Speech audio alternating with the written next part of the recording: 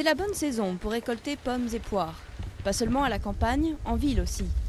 Marlène et Rupert cueillent les fruits qui mûrissent dans les parcs et les nombreux jardins privés de Londres. Il leur suffit d'une carriole accrochée au vélo et d'une gaule très pratique.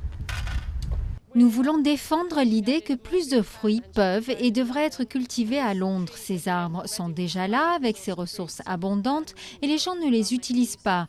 Nous voulons encourager cette utilisation et je pense que ça aide les gens à être plus connectés avec d'où viennent les fruits. Ils ne poussent pas dans des barquettes en plastique ou sur des étagères de supermarchés.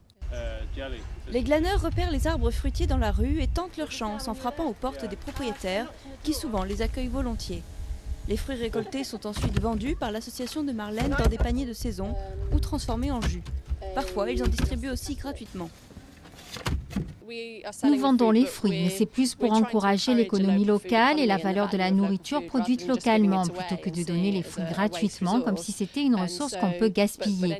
Mais tous les profits réalisés sont réinvestis dans des projets pour la communauté, donc ça ne sert pas à faire des bénéfices.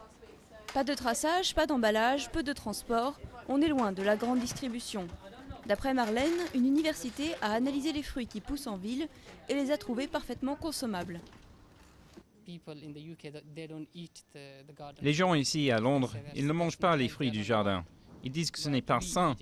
Je ne sais pas pourquoi. Mais nous les mangeons parce que nous venons de là-bas. Et c'est bon, parce qu'il n'y a rien dessus. J'ai entendu dire qu'ils pulvérisent des produits sur les fruits pour les protéger des insectes. Ici, c'est pur. C'est la nature. L'association a récolté environ 30 tonnes de fruits l'an dernier, essentiellement des pommes, mais aussi des poires, des prunes, des cerises et même des figues.